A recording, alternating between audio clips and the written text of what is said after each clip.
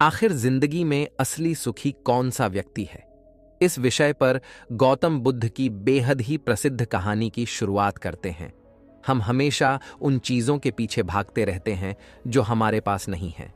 हम भविष्य में उन्हें पाने के लिए लगातार प्रयास करते रहते हैं, लेकिन हम यह भूल जाते हैं कि जिस चीज को पाने का हम प्रयास कर रहे हैं, उसके कारण हमारा वर्तमान दुखी हो रहा है। हमारे वर्तमान की सारी खुशियां हमसे छिन रही हैं। इस कहानी में आप यह समझ पाएंगे कि किस प्रकार आपका जो वर्तमान है वही सर्वश्रेष्ठ समय है। इस समय को आपको भरपूर ढंग से जीना चाहिए, क्योंकि यह समय जो आज आपके पास है वह दोबारा नहीं लौटने वाला। बहुत समय पहले की बात है। एक नगर में एक बहुत ही गरीब व्यक्ति रहता था। वह जब भी किसी धनी व्यक्ति को देखता तो वह मन ही मन बोलने लगता और कहता, हे भगवान, तूने मुझे इतना गरीब क्यों बनाया? इन अमीर व्यक्तियों को देखो, ये लोग कैसे ढंग से खेल रहे हैं, जीवन का आनंद ले रहे हैं, और एक मैं हूं जो हर रोज एक एक पैसे के लिए तरस जाता हूं। मेरे पास तो फूटी कौड़ी तक नहीं है और यह लोग पैसे बर्बाद कर रहे हैं। हे भगवान, मुझे भी अमीर बना दे। एक दिन वह व्यक्ति इसी तरह बोल रहा था। तभी उसके पास से एक बौद्ध भिक्षु गुजर रहे थे। उन भिक्षु ने उस गरीब व्यक्ति की सारी बातें सुन ली और तभी वह बौद्ध भिक्षु उस व्यक्ति से कहते हैं, क्या बात है भंते, तुम इतने परेशान क्यों हो? तुम इतने दुखी क्यों लग रहे हो? क्या कोई तकलीफ है तुम्हें? तभी वह व्यक्ति कहता है, हे गुरुदेव, मैं बहुत दुखी हूं, मैं बहुत गरीब हूं। मेरे पास तो खाने तक के लिए पैसे नहीं बचते। मैं एक एक पैसों के लिए तरस जाता हूं। इस दुनिया में मेरा कोई नहीं। मैं सुखी होना चाहता हूं।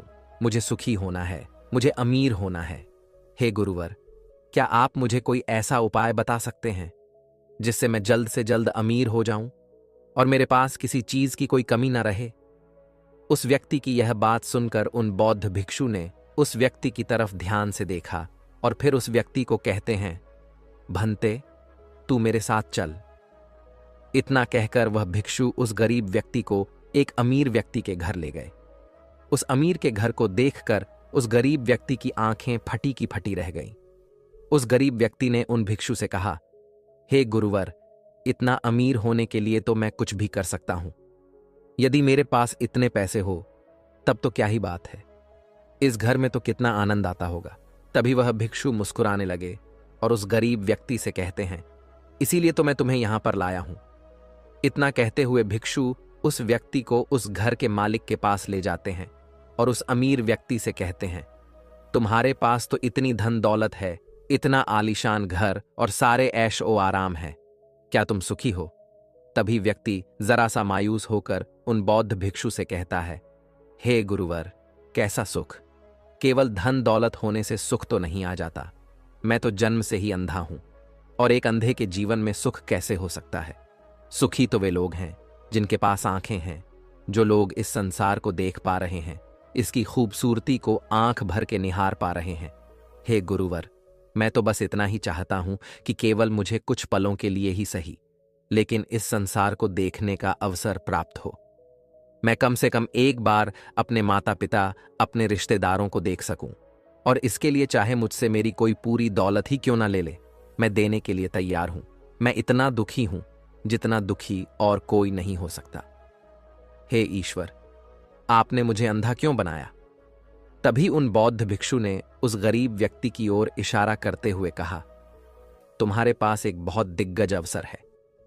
यदि तुम चाहो तो केवल अपनी आंखें देकर तुम इस अन्य व्यक्ति की सारी धन दौलत ले सकते हो, और उसके बाद तुम भी अमीर बन जाओगे, तुम भी सुखी हो जाओगे, तुम्हें तुम्हारा सुख मिल जाएगा और इस अंधे व्यक्ति को उसका सुख प्राप्त हो जाएगा।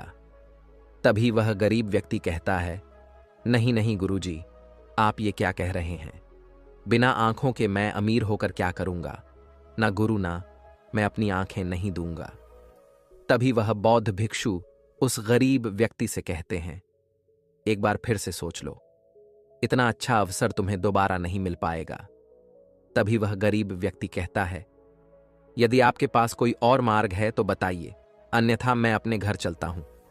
तभी वह भिक्षु उस युवक से कहते हैं, ठीक है, ठीक है, यदि तुम अपनी आंखें नहीं देना चाहते तो कोई बात नहीं, हम कोई और रास्ता निकाल लेते हैं। तभी वह बौद्ध भिक्षु उस व्यक्ति का हाथ धरकर उसे एक और धनी व्यक्ति के घर ले जाता है। इस धनी व्यक्ति का घर पहले वाले धनी व्यक्ति से और भी ज्यादा विशाल था।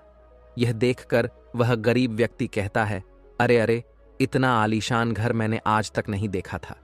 तभी वह बौद्ध भिक्षु उस गरीब व्यक्ति को उस धनी व्यक्ति के पास ले जाते हैं और उस धनी व्यक्ति से कहते हैं, आप तो बहुत सुखी होंगे, आपके पास इतना आलीशान घर है, इतनी धन दौलत है, सारे ऐशो आराम है, आपको तो किसी चीज की कोई कमी नहीं, आप अवश्य ही बहुत सुखी होंगे।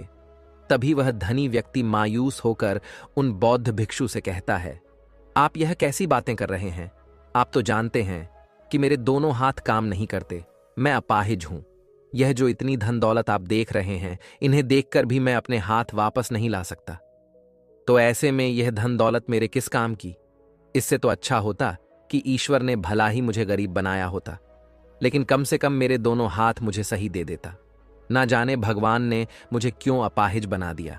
जितना दुखी मैं हूं, उतना दुखी और कोई नहीं होगा। तभी एक बार फिर उन बौद्ध भिक्षु ने उस गरीब व्यक्ति की ओर इशारा करते हुए कहा, भंते, तुम्हारे पास एक और मौका है। यदि तुम चाहो तो अपने दोनों हाथ देकर इस अमीर व्यक्ति की सारी धन दौलत ले सकते हो। क्या कहते हो? क्या तुम तैयार हो? और अब की बार तो तुम्हें आंखें भी नहीं देनी होगी, तुम्हारी आंखें तुम्हारे साथ ही रहेंगी। तभी वह गरीब व्यक्ति उन बौद्ध भिक्षु से कहता है, अरे महाराज, आप ये क्या कह रहे हैं? एक अपाहिज होकर मैं इस धन दौलत का क्या करूंगा? क्या आपके पास कोई ऐसा अमीर व्यक्ति नहीं है जिसका पूरा शरीर भी स्वस्थ हो और उसके पास बेशुमार धन दौलत भी हो? तभी वह बौद्ध भिक्षु उस व्यक्ति का हाथ धर करके उसे तीसरे अमीर व्यक्ति के पास ले जाते हैं। उस अमीर व्यक्ति के पास उसका अपना महल था। यह देखकर वह गरीब व्यक्ति उन बौद्ध भिक्षु से कहता है, हे गुरुवर, ये तो अवश्य ही बहुत सुखी होगा। इसके पास तो इतना आलीशान महल है, इसके पास तो इतनी सारी धन दौलत है, ये अवश्य ही बहुत खुश रहते होंगे, इनका जीवन तो आनंद में होगा। तभी वह बौद्ध भिक्षु उस गरीब व्यक्ति को उस धनी व्यक्ति के पास ले जाते हैं और फिर उस धनी व्यक्ति से कहते हैं, आप तो अवश्य ही खुश रहते होंगे, क्योंकि आपके पास इतना आलीशान महल है, इतनी सारी धन दौलत है, आपके पास तो सारी सुख सुविधाएं भी हैं, आपका जीवन तो आनंद में बीतता होगा। इसके जवाब में वह अमीर व्यक्ति कहता है, हे गुरुवर, कैसा आनंद! मुझ जैसा दुखी इस दुनिया में और कोई नहीं होगा। मैं आज बहुत दर्द में हूं। मेरी पत्नी ने मुझे धोखा दे दिया है, वह किसी और से प्रेम करती है जो मुझसे भी अमीर है। आज मुझे समझ आया कि यह धन दौलत कभी किसी को सुख दुख नहीं दे सकती, और जब मन में दुख हो तो यह धन दौलत किस काम की। मुझसे सुखी तो वह गरीब इंसान होगा जिसकी पत्नी कम से कम उसके साथ तो है, वो उसके साथ वफादार तो है। आज मैंने तय कर लिया है कि मैं अपनी पत्नी और उसके प्रेमी की हत्या कर दूंगा। यह सुनकर वह भिक्षु उस अमीर व्यक्ति से कहते हैं, इससे पहले कि तुम ऐसा कदम उठाओ, कम से कम मुझे भोजन तो करवा दो। जाओ और भोजन की व्यवस्था करो, और साथ में कुछ कांच के टुकड़े भी ले आना। वह धनी व्यक्ति सभी साधु संतों का बहुत आदर करता था, इसलिए वह उन बौद्ध भिक्षुओं की बात मान जाता है। लेकिन वह यह नहीं समझ पाता कि आखिर उन बौद्ध भिक्षु ने खाने के साथ कांच के टुकड़े क्यों मंगवाए हैं। लेकिन जैसा कि उन बौद्ध भिक्षु ने कहा था, वह अमीर व्यक्ति उसी प्रकार खाने की व्यवस्था कर देता है।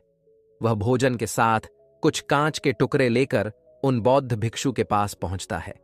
तभी वह बौद्ध भिक्षु, वह गरीब पेट की समस्या और वह धनी व्यक्ति तीनों ये एक सारी साथ बीमारियां भोजन खत्म करने के लिए और उसी किस तरह से समय मनुष्य को बौद्ध पानी पीना भिक्षु चाहिए, कुछ कांच के इस टुकड़े विषय पर उठाकर प्रसिद्ध उस अमीर भारतीय व्यक्ति के आयुर्वेदिक भोजन में गुरुवर की मिला देते कहानी हैं और मैं उससे आज कहते आपको हैं, सुनाऊंगा। लो तो चलिए अब तुम उस इसे खा प्रसिद्ध सकते हो। कहानी की शुरुआत करते हैं। वह अमीर व्यक्ति दोस्तों, अचंभित हो गया। हम में से बहुत से और लोग उन पानी को बौद्ध इतना भिक्षु से साधारण कहता समझते है, हैं कि हे हमें गुरुवर, ऐसा लगता है कि आप जब हम यह क्या कह चाहें, रहे जैसा हैं? चाहें और इस जितना खाने चाहें में तो कांच उतनी के टुकड़े मात्रा में आपने पानी मिलाए को हैं। पी सकते हैं। इस भोजन लेकिन को यह मैं बिल्कुल कैसे खा गलत है, सकता हूँ? क्योंकि पानी यदि दिखने यह में भोजन जितना मैं साधारण करूंगा, दिखता है तो इससे यह मुझे उतना बहुत ही तकलीफ महत्वपूर्ण है।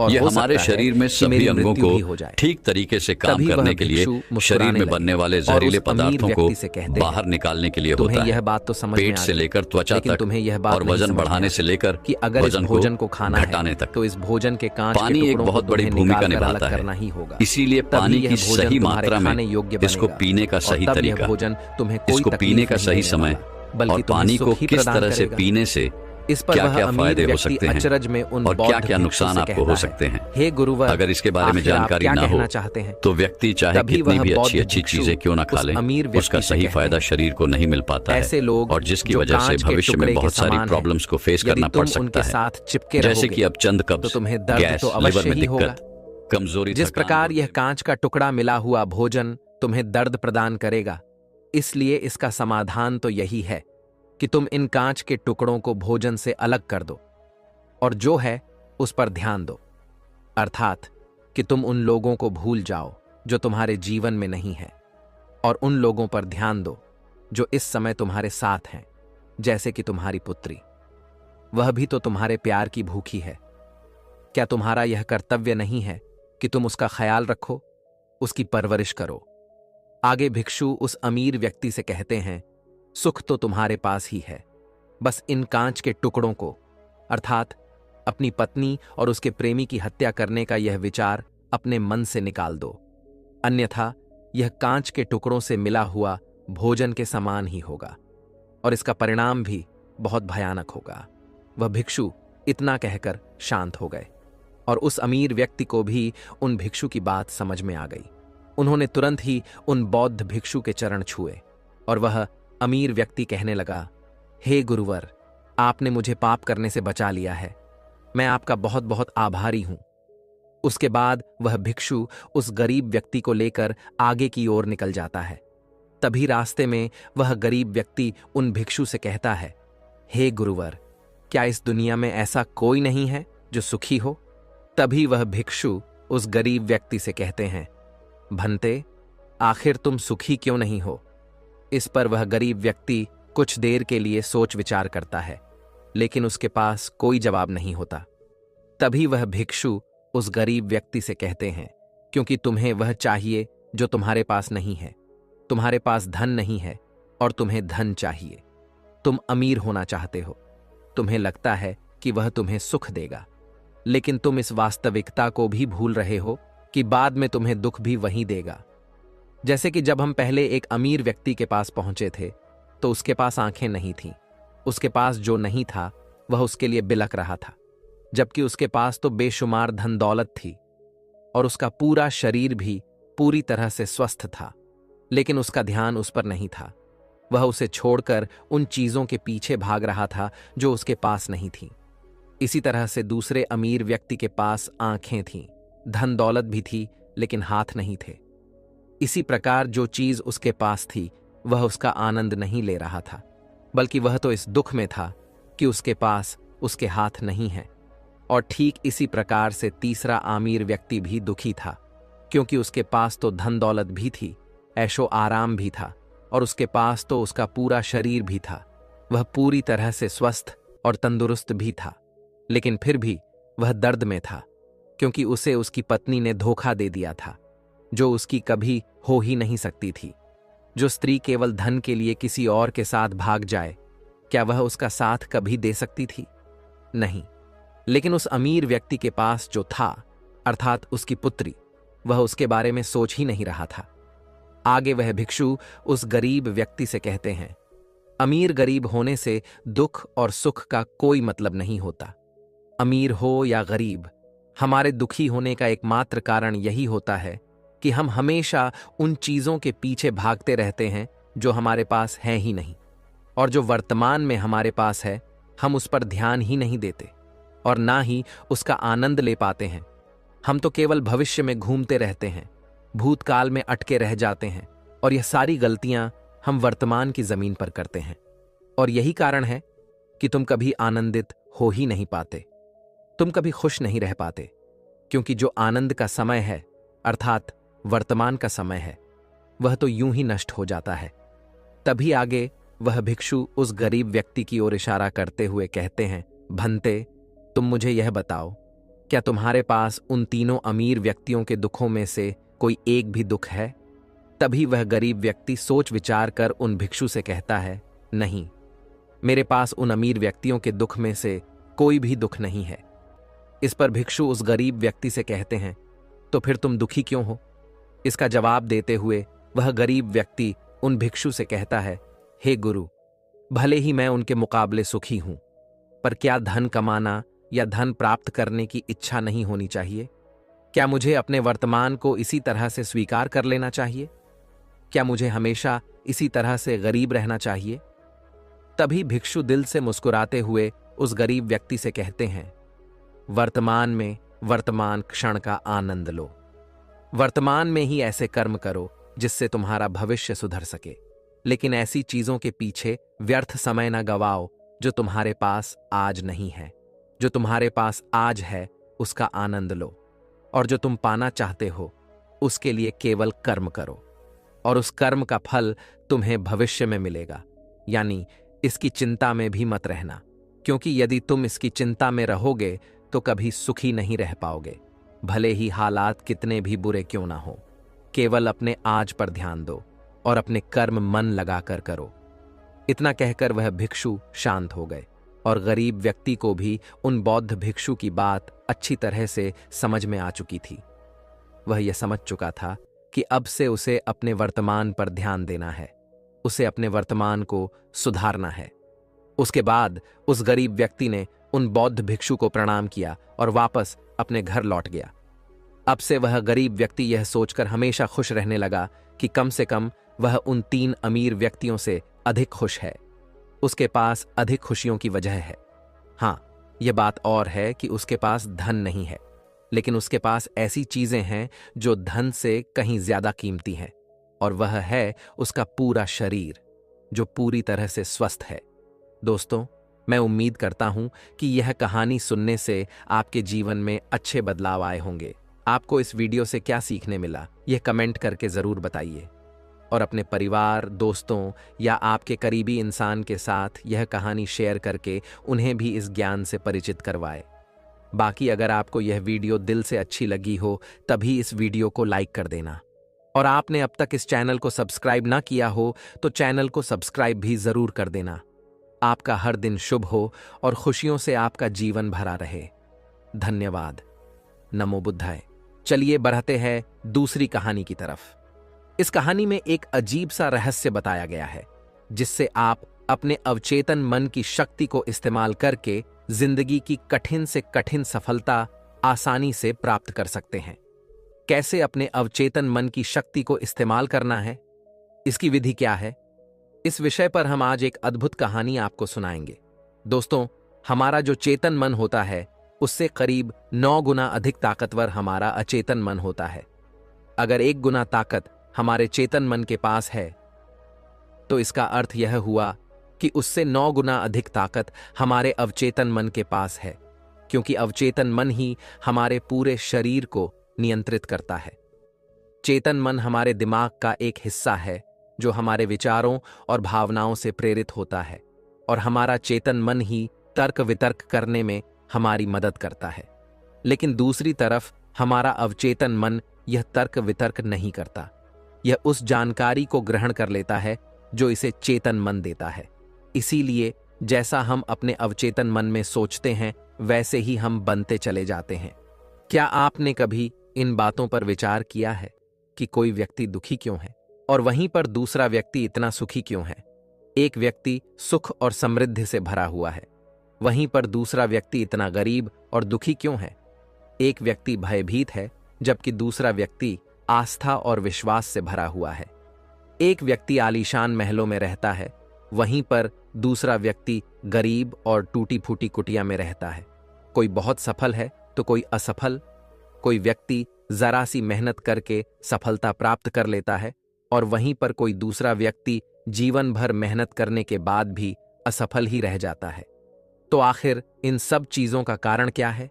क्या आपने कभी इन पर विचार करने की कोशिश की है? हमारे जीवन में जो भी अच्छा है वह हमारे चेतन मन पर निर्भर करता है।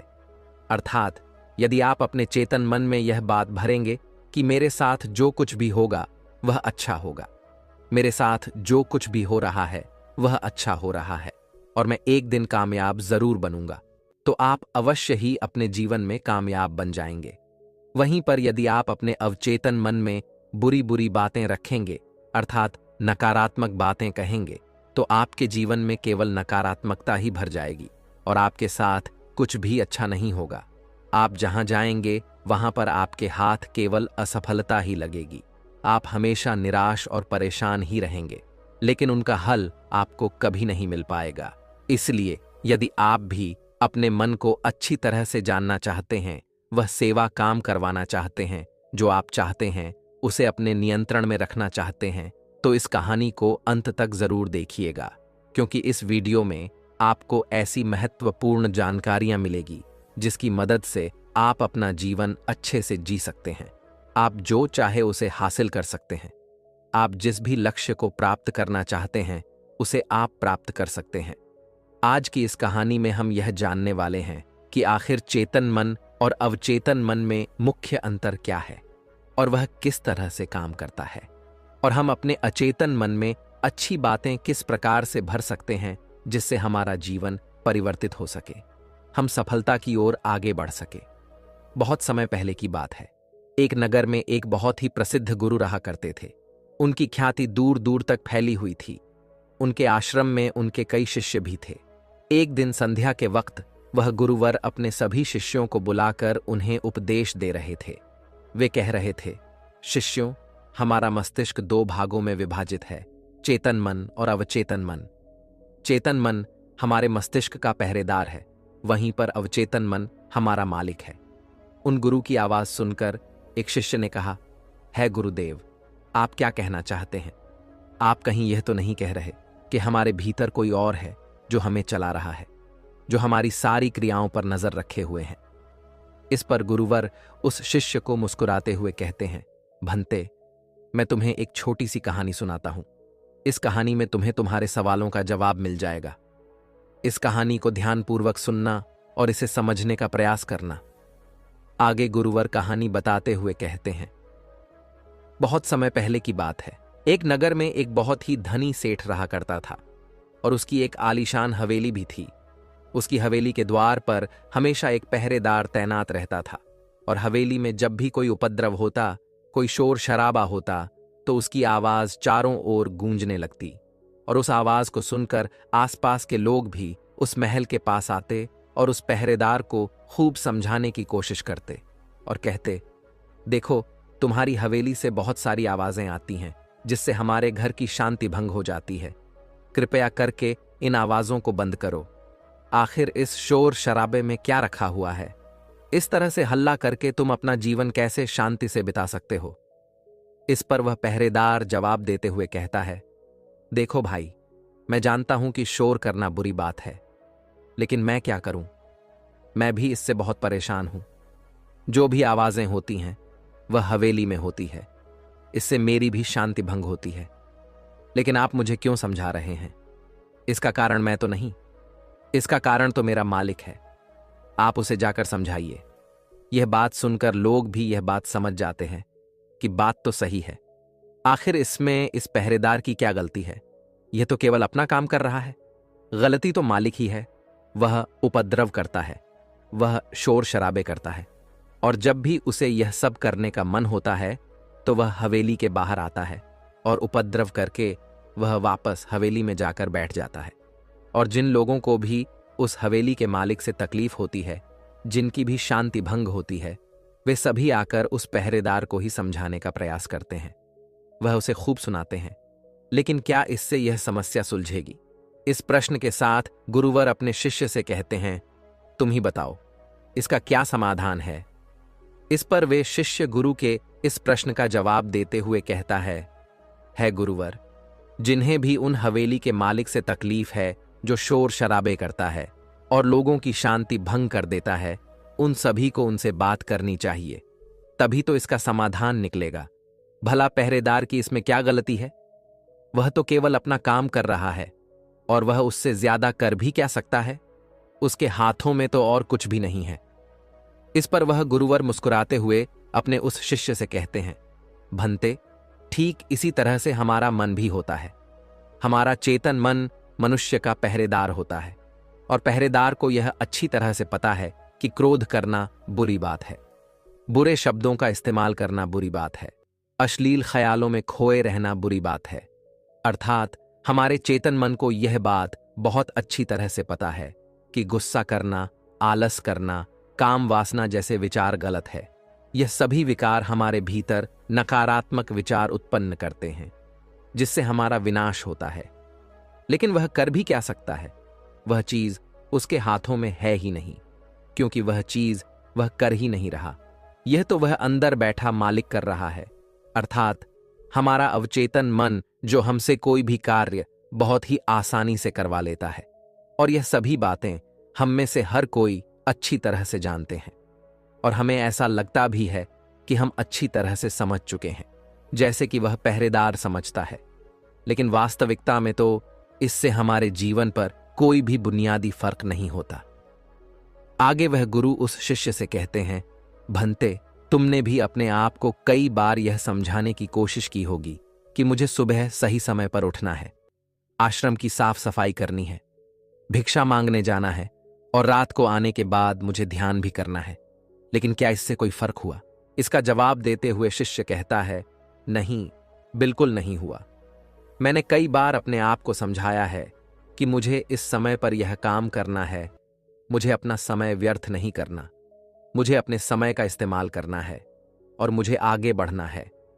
लेकिन मैं चाहकर भी उन सभी कार्यों को समय पर नहीं कर पाता।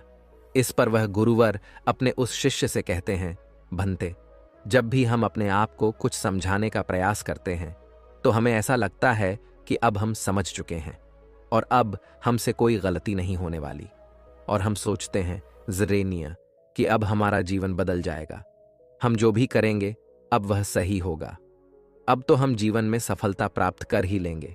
लेकिन दूसरे ही पल हम यह पाते हैं कि हमारे जीवन में कोई बुनियादी बदलाव आया ही नहीं है, और ऐसा केवल हमारी नासमझी के कारण होता है। हम अपनी नासमझी के कारण अवचेतन मन की जगह पर अपने चेतन मन को समझाने का प्रयास करते हैं, अर्थात मालिक को त्याग कर हम पहरेदार से बात करते रहते हैं और उसे समझाने की कोशिश करते हैं। लेकिन तुम यह भूल जाते हो कि आखिर वह पहरेदार कर भी क्या सकता है? वह सब उसके हाथों में है ही नहीं है। हमें तो अपने अवचेतन मन को समझाने की आवश्यकता है। हमारी बुद्धि, अर्थात वह पहरेदार जो यह समझ जाता है कि क्या सही है और क्या गलत, उसे कब क्या करना है, क्या नहीं करना। लेकिन यह सारी बातें केवल हमारे पहरेदार, अर्थात हमारे चेतन मन के सीमित रह जाती हैं। यह सारी बातें हवेली के उस मालिक, अर्थात हमारे अवचेतन मन तक तो पहुंच ही नहीं पाती, और यही कारण है कि हमारे जीवन में कभी कोई बुनियादी बदलाव हो ही नहीं पाता। ठीक उसी प्रकार जैसे कि यदि आपसे कोई कहता है कि पौधे में पानी भरोगे तो वह पौधा एक दिन वृक्ष होगा और फिर उसमें फल आएंगे, और आप उस बात को मान लेते हैं और उस पौधे में पानी भी देते हो, लेकिन आप पौधे की पत्तियों पर पानी देते हो और सोचते हो कि इसमें फल आएंगे। लेकिन जरा एक बार के लिए यह सोचिए, अगर पत्तियों में पानी दोगे तो उसमें फूल और फल कैसे आएंगे? हमें तो उस पौधे की जड़ में पानी देने की आवश्यकता है, लेकिन हम में से अधिकांश लोग केवल पत्तियों पर ही पानी छिड़क कर अपने आप को बहुत भाग्यशाली समझने लगते हैं। लेकिन वे यह भूल जाते हैं कि जो जो पानी वह पत्तियों पर दे रहे हैं वह पानी पेड़ की गहराइयों में तो जा ही नहीं पा रहा, तो ऐसे में उस पौधे पर फल कैसे लगेंगी? ठीक इसी प्रकार हम भी अपने मन के साथ करते हैं, और यही कारण है कि हम अपने जीवन में जो भी चाहते हैं वह हमें नहीं मिल पाता। हम अपने जीवन में फल चाहते हैं, लेकिन वह हमें नहीं मिल पाता। इस पर शिष्य उन गुरुवर से कहता है गुरुवर, तो फिर हमें क्या करना चाहिए? क्या ऐसा कोई उपाय है जिससे हम अपने चेतन मन की सारी बातें अपने अवचेतन मन तक पहुंचा सकें? ऐसी कोई प्रक्रिया है जिसमें हम अपने संदेश को अपने चेतन मन तक पहुंचा सके?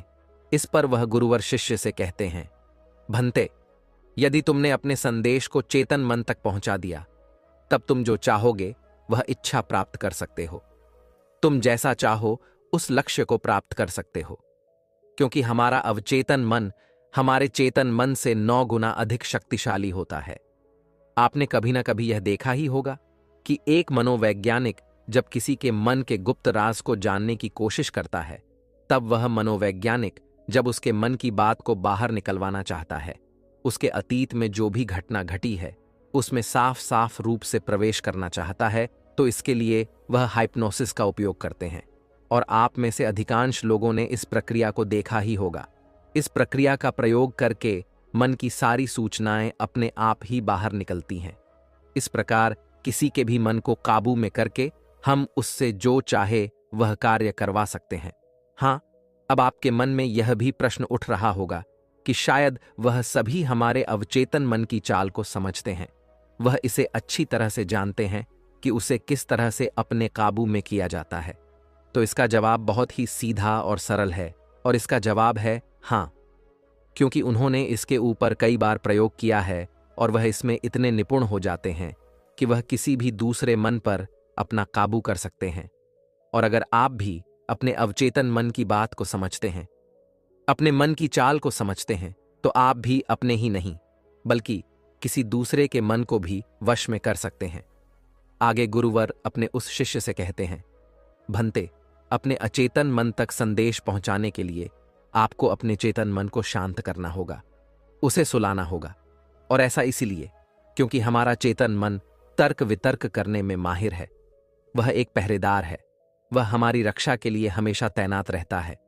इसीलिए जब भी तुम अपना कोई संदेश उस चेतन मन तक पहुंचाने की कोशिश करोगे जरेनिया, तो वह तुमसे तर्क वितर्क जरूर करेगा और हमें अपनी बात अपने मालिक तक पहुंचाने की इजाजत तक नहीं देगा।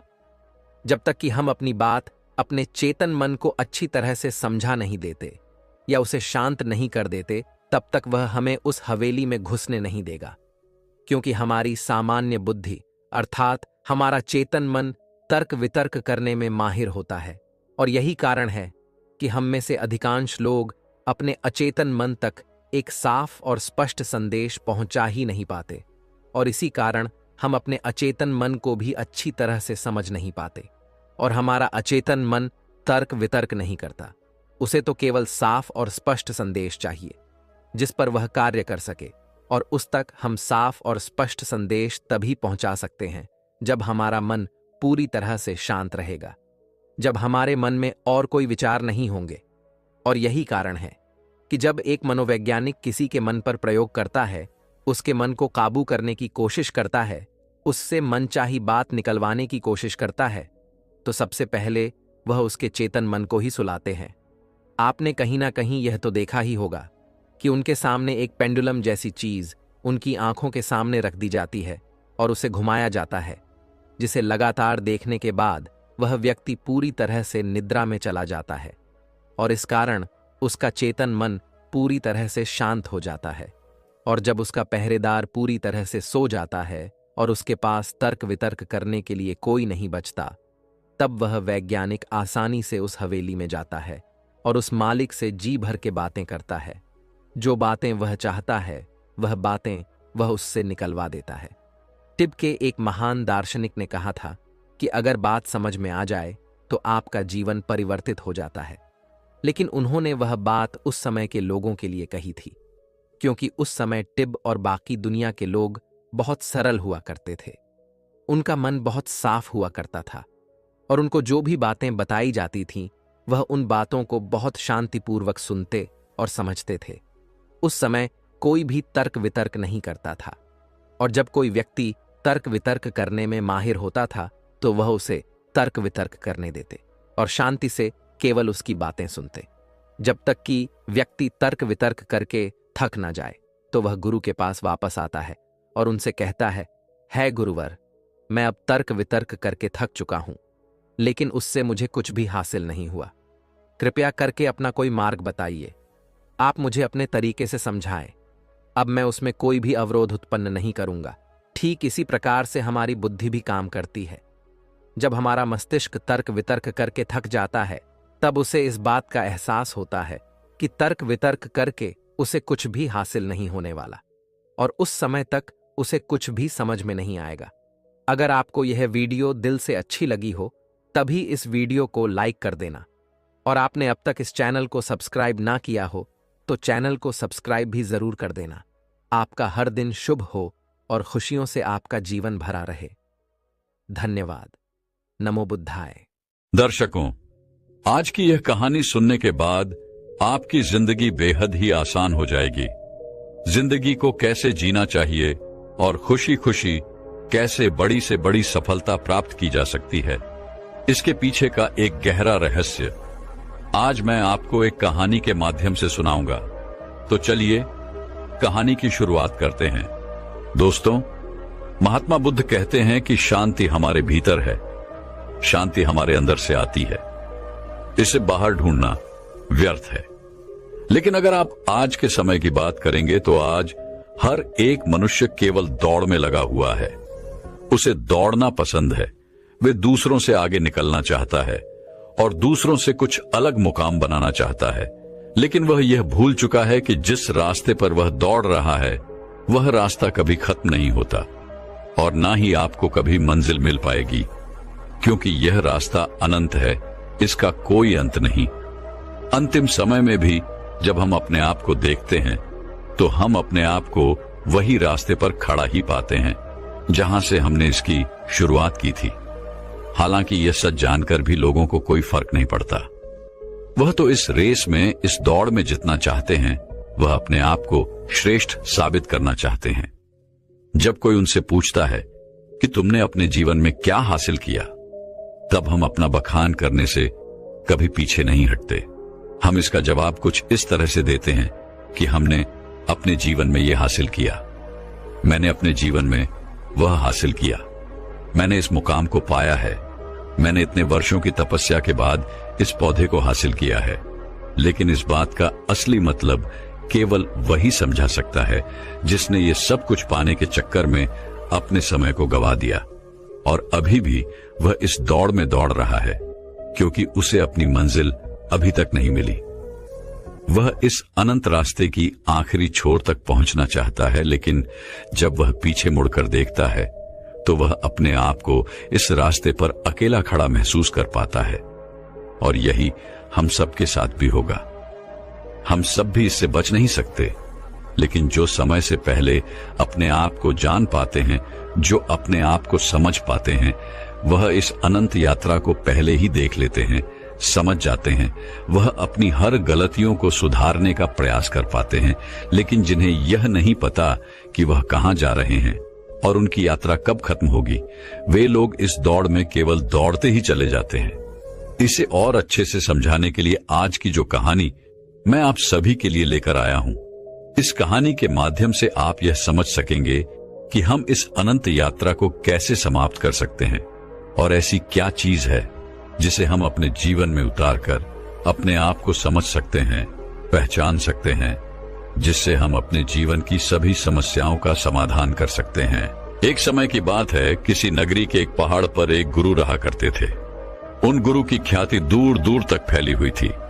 वह गुरु बहुत ही ज्ञानी थे, लेकिन उन्होंने अपने पूरे जीवन काल में कभी किसी को अपना शिष्य नहीं बनाया। उनके पास अनेक लोग आते और उनसे कहते कि हमें अपना शिष्य बना ले, लेकिन वह कभी किसी को अपना शिष्य नहीं बनाते और वहां से उन्हें भगा देते। इसी तरह से समय बीतता गया। समय के साथ साथ अब युवा गुरु धीरे धीरे वृद्ध हो चुके थे। अब उनकी रोजमर्रा के कामों में भी उन्हें तकलीफ होने लगी थी। तब उनके मन में यह ख्याल उत्पन्न हुआ कि यदि मैंने अपने जीवन में किसी को अपना शिष्य बना लिया होता तो आज वह शिष्य मेरी कुछ तो मदद अवश्य कर देता। लेकिन उस वक्त मैंने किसी को अपना शिष्य नहीं बनाया और अब मेरे पास कोई भी यह तक कहने नहीं आता कि है गुरुवर मुझे अपना शिष्य बना ले, क्योंकि अब उनका शिष्य कोई नहीं बनना चाहता था। सभी को यही लगता था कि वह तो पागल है और कौन उस पागल का शिष्य बनना चाहेगा। वह सभी को भगा देता है, किसी को भी अपने पास रहने नहीं देता। तभी एक दिन एक युवक अपना बोरिया बिस्तर बांधे हुए उन गुरु के पास पहुंचा और उनसे कहने लगा, है गुरुदेव, मैंने सुना है आप बहुत ज्ञानी हैं, आपकी ख्याति दूर दूर तक फैली हुई है, लेकिन आप कभी किसी को अपना शिष्य नहीं बनाते। मैं आज आपके पास यही विनती लेकर आया हूं कि कृपा करके मुझे अपना शिष्य बना लीजिए। आप जो कहेंगे मैं वो करूंगा, लेकिन मुझे केवल आपसे ही ज्ञान प्राप्त करना है। मैंने सुना है अब बहुत ज्ञानी है, और इसी इच्छा से मैं यहां पर आया हूं कि वह ज्ञान आप मुझे देंगे, मुझे सिखाएंगे। मैं बड़ी आस लेकर आपके पास आया हूं। जब मैं यहां आ रहा था तो हर कोई मुझे यहां आने से मना कर रहा था। हर कोई मुझसे यही कहता था कि उनके पास ना जाओ, वह बहुत पागल है, वह किसी को अपना शिष्य नहीं बनाते। यदि तुम उनके पास जाओगी तो वह तुम्हें डांट कर भगा देंगे, लेकिन तुम्हें अपना शिष्य नहीं बनाएंगे। सभी लोग मुझे रोक रहे थे, लेकिन मुझे तो केवल आपका ही शिष्य बनना है। क्या आप मुझे अपना शिष्य बनाएंगे? कृपा करके न मत कहिएगा। मैं आज आपके पास बड़ी आस लेकर आया हूं। उस युवक के मुख से यह सारी बातें सुनकर वह गुरुवर उस युवक से कहते हैं, हां, आज से तुम मेरे शिष्य हो। मैं तुम्हें अपना शिष्य बनाता हूं और कल से मैं तुम्हें ज्ञान भी अवश्य दूंगा। धीरे धीरे रात्रि का समय हो चुका था और उतने ऊपर उस पहाड़ी पर पानी का कोई स्रोत नहीं था। पानी लेने बहुत दूर जाना पड़ता था और शिष्य को बहुत जोरों की प्यास लग चुकी थी। वह पानी ढूंढने के लिए यहां वहां घूम रहा था, यहां वहां फिर रहा था, लेकिन उसे कहीं भी पानी नहीं मिला। और जब उन गुरुवर ने अपने उस शिष्य को पानी ढूंढता हुआ देखा तो उन्होंने कहा, बेटा, तुम्हें इस पहाड़ पर कहीं पानी नहीं मिलेगा। आज की रात तुम्हें ऐसे ही बितानी पड़ेगी। कल सुबह सुबह हम पानी के लिए निकल पड़ेंगे। उस शिष्य ने अपने और गुरुवर की बात मान ली। उसने जैसे तैसे अपनी रात वहां पर बिताई और अगले दिन सुबह सुबह वह गुरुवर और वे शिष्य पानी लेने के लिए निकल पड़े। वह दोनों एक कुएं के पास पहुंचे। शिष्य को जोरों की प्यास लगी थी। उसने कुएं से झट से पानी निकाला और फटाफट पी गया, क्योंकि उसका गला सूखा हुआ था और उसे प्यास भी बहुत जोरों की लगी थी। यह देखकर उन गुरुवर ने अपने शिष्य से कहा, मूर्ख कहीं का, मुझे भूल गया। तेरे साथ मैं भी तो प्यासा हूं, क्या मुझे पानी की कोई आवश्यकता नहीं? इस पर शिष्य अपने गुरु से माफी मांगता है और कहता है गुरुदेव, मुझे क्षमा कीजिए। मुझे बहुत जोरों की प्यास लगी थी, जिस कारण मुझे आपका ध्यान नहीं आया और मैंने पानी निकालकर खुद ही पहले पी लिया। लेकिन रुक जाइए, मैं अभी आपके लिए पानी लेकर आता हूं। इतना कहकर उस शिष्य ने एक बार फिर से कुएं से पानी निकाला और गुरुवर को पिलाया। उसके बाद वह शिष्य अपने गुरु से कहता है गुरुवर, आपने कहा था कि आप मुझे कल से ज्ञान देंगे, आप मुझे कल से सिखाएंगे। तभी वह गुरुवर कहते हैं, हां, मैंने कहा था और मुझे याद है। तभी वह गुरुवर अपने उस शिष्य को कहते हैं कि एक बार फिर से इस कुएं से पानी निकालो। शिष्य ने गुरु की आज्ञा मानी और उसने एक बार कुएं से फिर पानी निकाला। यह देख वह गुरुवर अपने उस शिष्य से कहते हैं, भंते, अब तुम ही मुझे यह बताओ कि यह पानी और वह पानी जो तुमने पिया था, इन दोनों में क्या फर्क है? इन दोनों में क्या अंतर है? शिष्य ने अपने गुरुवर की बात बड़ी ध्यानपूर्वक सुनी और उसके बाद अपने हाथ में लिया हुआ वह पानी वह उसे घूर घूर कर देखने लगा, लेकिन उसे कुछ समझ नहीं आ रहा था। उसने कहा, है गुरुवर, यह पानी और वह पानी, इन दोनों में क्या फर्क है? इसे बताने के लिए तो मुझे वह दोनों पानी एक साथ रखना होगा, लेकिन मैं तो वह पानी पी चुका हूं। अब मैं भला आपको इन दोनों के बीच का अंतर कैसे बता सकता हूं? कहीं आप मुझे मूर्ख तो नहीं बना रहे? क्योंकि पानी तो एक जैसा ही होता है, फिर भला पानी में कैसा भेद? शिष्य की यह बात सुनकर वह गुरु अपने शिष्य को बड़े ही ध्यानपूर्वक तौर से देखते हैं और फिर कहते, भंते, जब मनुष्य के भीतर किसी चीज की प्यास उत्पन्न होती है और वह अत्यंत गहरी होती है, तब मनुष्य उस प्यास को बुझाने के लिए, उसका निवारण करने के लिए अपनी पूरी ऊर्जा, अपनी पूरी ताकत लगा देता है और तब उसे केवल अपने प्यास बुझाने का वह स्रोत नजर आता है, वह वस्तु नजर आती है। इसके अलावा उसके आसपास और भी बहुत कुछ होता है, लेकिन उस पर उसका ध्यान नहीं जाता। जिस प्रकार तुम्हारा गला सूखा हुआ था और तुम्हें जोरों की प्यास लगी थी, तुमने कुएं से पानी निकाला और झट से पी गए। तुम्हें एक पल के लिए यह ख्याल नहीं आया कि साथ ही में तुम्हारे गुरु भी खड़े हैं और उन्हें भी जोरों की प्यास लगी हुई है। जिस प्रकार अभी तुम्हारे हाथ में ये पानी है और तुम्हारे चारों ओर भी बहुत कुछ है, लेकिन पानी भले ही वैसा ही है, इसका रंग, इसका स्वाद बिल्कुल वैसा ही है, लेकिन यह वह पानी नहीं है जिसके लिए तुम्हारे प्राण सूखे जा रहे थे। इसी कारणवश देखो, तुमने अभी भी ये पानी अपने हाथ में ही लिया हुआ है। यदि तुम्हें जोरों की प्यास लगी होती तो तुम इस पानी को भी पी गए होते, बिना किसी इंतजार के। लेकिन अब यह हो सकता है कि तुम इस पानी को फेंक दो या इसे कुएं में वापस डाल दो। इस कुएं में जितना भी पानी है सब एक ही है, सबका रंग, सबका रूप, सबका स्वाद एक ही जैसा है। लेकिन ये तो हमारी मन की स्थिति के कारण हमें ये अलग अलग नजर आता है। अर्थात सब कुछ तुम्हारे भीतर परिवर्तन होता है, बाहर कुछ नहीं। अपने गुरु की यह बात सुनकर शिष्य बहुत खुश हुआ, उसे बड़ी प्रसन्नता हुई। आश्रम से निकलते वक्त वो अपने साथ एक पोटली लेकर निकला था। उस पोटली में उसने लेखनी रखी थी। उसने तुरंत ही वह लेखनी निकाली और गुरु के कहे शब्दों को लिखना शुरू कर दिया।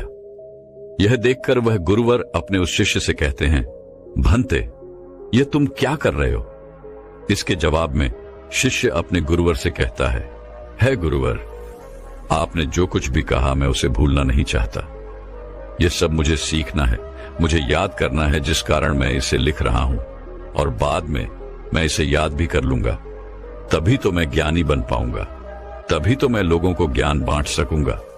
अन्यथा यदि मैं ही आपकी बातों को भूल गया, अपने जीवन में उसे नहीं उतार पाया, तो फिर मेरा यहां पर आना व्यर्थ हो जाएगा।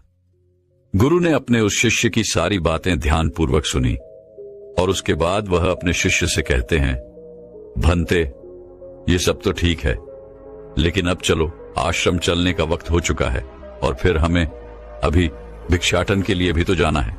इतना कहकर वह गुरु और शिष्य वापस आश्रम की ओर लौट गए और रास्ते में ही उन्होंने भिक्षा भी मांग ली। दोनों जब आश्रम पहुंचे, उस भिक्षा का लुत्फ उठाया। रात में उसे खाकर वह लोग सो गए। अगले दिन सुबह सुबह उन गुरुवर ने अपने शिष्य को जगाया और कहा, चलो हमें कुएं के पास फिर जाना है। इतना कहकर शिष्य और वह गुरुवर उस कुएं की ओर निकल पड़ते हैं। कुछ देर बाद जब वह कुएं के पास पहुंचते हैं तो गुरुवर अपने शिष्य से कहते हैं कि पानी निकालो। वह शिष्य अपने गुरुवर की आज्ञा का पालन करते हुए उस कुएं से थोड़ा पानी निकालता है। तभी वह गुरुवर अपने उस शिष्य से कहते हैं, भंते, कल जो तुमने पानी पिया था और आज जो तुमने पानी निकाला है, इन दोनों में क्या फर्क है? क्या तुम मुझे बता सकते हो? इस पर शिष्य तुरंत ही अपनी उस पोटली को निकालता है जिसमें उसने वो सारी बातें लिखी होती हैं। जब गुरु ने उसे वो सारी बातें बताई थी कि जब मनुष्य को किसी चीज की प्यास उत्पन्न होती है तो वो उसे मिटाने की हर मुमकिन कोशिश करता है और उसके आसपास बहुत कुछ होता है, लेकिन वह उसे देख नहीं पाता। वह यह पढ़ ही रहा था कि तभी उन गुरु ने अपने उस शिष्य से कहा, मूर्ख, क्या कर रहे हो? वह शिष्य कहता है गुरुवर, जैसा कि आपने मुझे बताया था, मैं उसी ज्ञान को दोहरा रहा था और आपको आपके सवाल का जवाब देने का प्रयास कर रहा था। तभी वह गुरुवर अपने उस शिष्य से कहते हैं, मूर्ख, इस पानी को सूंघो, इस पानी में से दुर्गंध आ रही है। शिष्य ने अपने गुरु की आज्ञा मानी। उसने तुरंत ही उस पानी को सूंघा। उसमें से सचमुच बदबू आ रही थी, मानो वह पानी सड़ चुका हो। तभी वह गुरु कुएं की ओर आगे बढ़ते हैं और कुएं में झांक कर देखते हैं तो उसके अंदर एक जीव मरा पड़ा था। जैसे तैसे उन गुरुवर ने और उस शिष्य ने मिलकर उस जीव को कुएं से बाहर निकाला और उस जानवर की ओर इशारा करते हुए और गुरुवर अपने शिष्य से कहते हैं, भंते, क्या तुम इसे देख पा रहे हो? इस पर शिष्य कहता है, हां गुरुवर, मैं इसे देख पा रहा हूं। तभी वह गुरुवर कहते हैं, इस पृथ्वी पर जिसने अब भी जन्म लिया है उसकी मृत्यु निश्चित है। वह एक न एक दिन मृत्यु को अवश्य प्राप्त होता है। जब एक मनुष्य जन्म लेता है तो उसका जीवन संपूर्ण होता है और मृत्यु शून्य होती है। लेकिन धीरे धीरे जैसे जैसे समय बीतता जाता है, एक एक दिन ढलते जाते हैं, जीवन घटने लगता है और मृत्यु संपूर्ण होती जाती है। किसी की भी मृत्यु यूं ही अचानक नहीं हो जाती। जब कोई भी प्राणी जन्म लेता है तो उसके जन्म से ही यह प्रक्रिया शुरू हो जाती है और अंततः हमारी यात्रा जन्म से मृत्यु तक अपना सफर तय कर लेती है।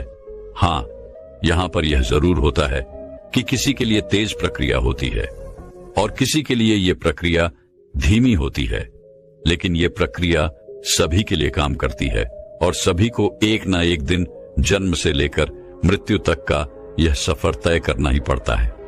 शिष्य ने एक बार फिर से अपनी लेखनी निकाली और गुरु की इन सभी बातों को लिखना शुरू कर दिया। तभी वह गुरु हैं, क्रोधित होते हुए अपने उस शिष्य से कहते हैं, चलो कुएं की ओर चलो। यह देखकर वह शिष्य घबरा जाता है और अपने उन गुरुवर से कहता है गुरुवर, मैं तो अभी जवान हूं और मैं अभी मृत्यु को प्राप्त नहीं होना चाहता, कृपा करके मुझे छोड़ दे।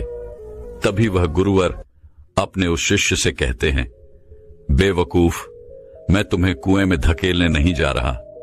मैं तो यह कह रहा हूं कि कुएं के चारों ओर एक दीवार खड़ी कर देते हैं, जिससे और कोई इस कुएं में ना गिरे, जिससे किसी और को व्यर्थ अपनी जान ना गंवानी पड़े।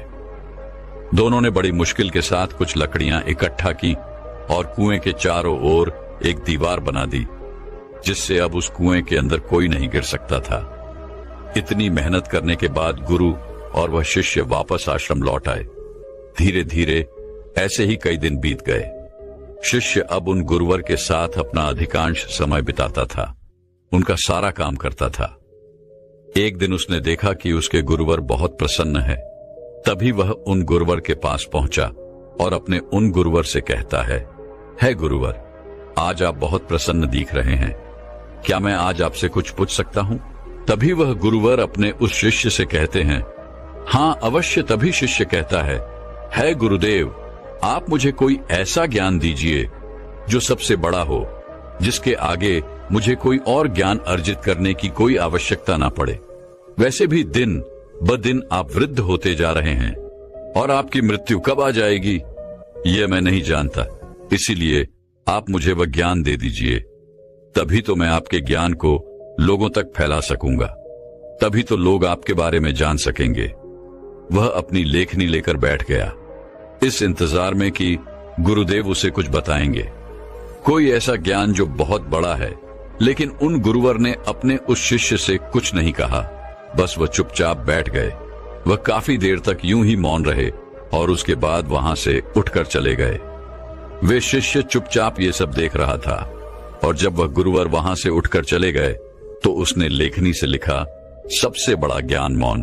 अगले दिन फिर उसने उन गुरुवर से यही सवाल किया और अब की बार भी गुरुवर ने उसे कोई जवाब नहीं दिया। वह काफी देर तक मौन रहे और फिर वहां से उठकर चले गए। ऐसा करते करते कई दिन बीत गए। दिन से सप्ताह से महीने और लगभग 1 वर्षों के बाद भी उसे केवल एक ही जवाब मिला था, सबसे बड़ा ज्ञान मौन। इसके अलावा उसने लेखनी से और कुछ नहीं लिखा था, क्योंकि वह गुरुवर जब भी इस सवाल को सुनते तो वह मौन हो जाते और अपने उस शिष्य से कुछ न कहते, जिस कारण वह शिष्य भी हर रोज अपनी लेखनी से केवल एक ही बात लिखता था, सबसे बड़ा ज्ञान मौन। लेकिन अब उसके सब्र का बांध टूटा जा रहा था। एक दिन रात को उसे नींद नहीं आ रही थी। वह यहां वहां करवटें बदल रहा था। चांदनी रात थी। वह आश्रम से बाहर निकला और बाहर बैठकर यह सोचने लगा कि आखिर गुरुदेव मुझे वह सबसे बड़ा ज्ञान क्यों नहीं दे रहे? क्या वह मुझे देना नहीं चाहते, या मैं अभी इस लायक नहीं हूं कि उस ज्ञान को समझ सकूं? इस प्रकार उसके मन में हजारों सवाल चल रहे थे, हजारों तरह के विचार उत्पन्न हो रहे थे। तभी अचानक उसे एक पक्षी की आवाज सुनाई पड़ी। उसका पूरा ध्यान उस पक्षी की आवाज पर चला गया और तब उसने महसूस किया कि चारों ओर हवाएं चल रही थीं। पत्तों की सरसराहट की आवाज, ठंडी हवाएं चलने की आवाज, चारों तरफ सन्नाटा छाया हुआ था। वह ये सब महसूस कर पा रहा था। उसने उस सन्नाटे की आवाज को ध्यान से महसूस किया, अपनी आंखें बंद की और बड़े ध्यान से उन आवाजों को सुनने लगा। उसका मन बिल्कुल शांत हो गया और अब तक पहली बार उसने अपने मन को इतना शांत महसूस किया था। पहली बार वह आनंदित महसूस कर रहा था। वह यह भूल चुका था कि उसे बड़े ज्ञान के बारे में अभी तक उन गुरुवर ने कुछ नहीं बताया। तभी उसने सोचा कि जो आज अनुभव मैंने प्राप्त किया है, इसे मैं अपने गुरुवर को अवश्य बताऊंगा। जिस कारण वह उस अनुभव को लिखने के लिए अपनी लेखनी निकालता है, तभी वह देखता है कि उसने अपने किताब के सारे पन्नों पर केवल एक ही बात सीखी है, सबसे बड़ा ज्ञान, मौन। तभी उसे यह भी एहसास हो गया कि वह गुरुवर तो उसे सबसे बड़ा ज्ञान दे रहे थे, लेकिन वही उसे समझ नहीं पा रहा था। सबसे बड़ा ज्ञान तो यही है, लेकिन जो उसने अनुभव किया था, उस अनुभव को वह फिर से महसूस करना चाहता था, जिस कारण वह पूरी रात नहीं सोया और फिर से जाकर वहीं पर बैठ गया और रात भर उन आवाजों का अनुभव करता रहा, शांति को महसूस करता रहा। सुबह हो गई थी। वह सुबह सुबह उठकर अपने गुरुवर के पास आया। उस शिष्य के गुरु ध्यान में लीन थे। वह चुपचाप वहां पर आया। वहां बैठकर उन्हें शांति से देखता रहा। जब उन गुरुवर ने अपनी आंखें खोली तो अपने उस शिष्य को अपने सामने पाया और वो उसे देखते ही ये समझ चुके थे कि इसे मौन मिल चुका है, इसने शांति का एहसास कर लिया है। गुरु ने अपने शिष्य से कहा, भंते, मौन कोई ज्ञान नहीं है, मौन ज्ञान का आधार है और यह हमें वह दिखाने में सक्षम है जिसे हम अपनी आंखों से नहीं देख पाते। बाहर चाहे कितना भी शोर हो, चाहे कितने भी भीड़ हो, लेकिन भीतर मौन होना ही चाहिए। अपने गुरुवर के मुख से यह बात सुनकर उसने अपनी लेखनी और अपनी पुस्तक गुरु के चरणों में रख दी और उसके बाद से उसने कभी कुछ नहीं लिखा।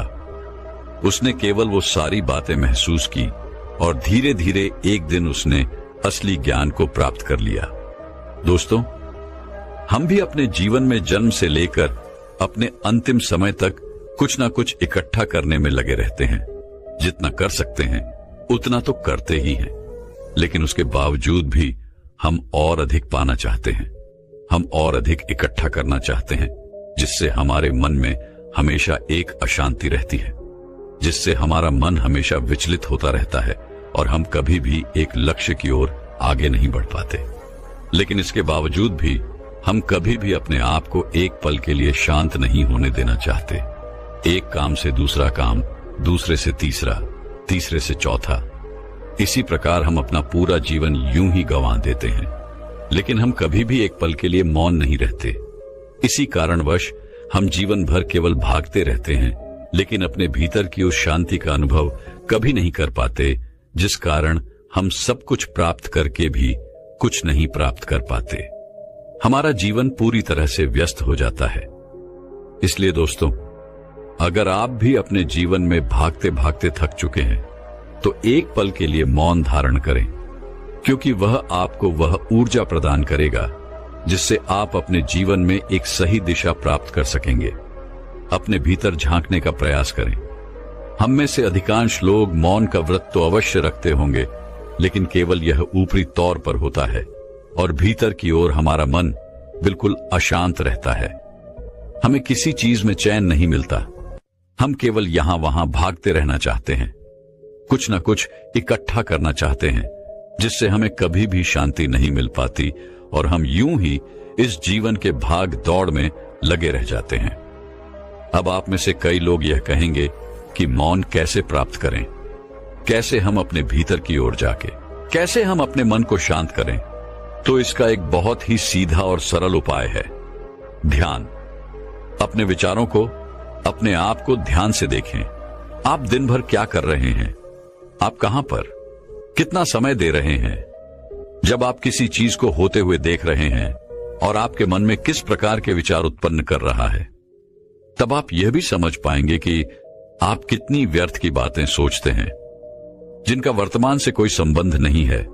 और एक बात आप यह भी बहुत अच्छे से जानते होंगे कि आपसे बेहतर आपको कोई और नहीं चाह सकता, इसलिए आपसे बेहतर आपका और कोई परिवर्तन नहीं कर सकता।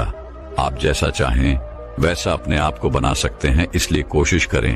निरंतर कोशिश करते रहने पर आप मौन को भी अवश्य पालेंगे और अपने जीवन को एक सही दिशा और दशा देने में सक्षम हो पाएंगे। दोस्तों, उम्मीद है कि आपने आज की इस वीडियो से जरूर कुछ ना कुछ सीखा होगा। तो इस वीडियो को लाइक और अपने दोस्तों के साथ शेयर करना ना भूलें। हमें ऐसे ही सपोर्ट करने के लिए चैनल को सब्सक्राइब और घंटी बटन को जरूर दबा दें। तो चलिए मिलते हैं एक और वीडियो में, तब तक के लिए अपना ख्याल रखें।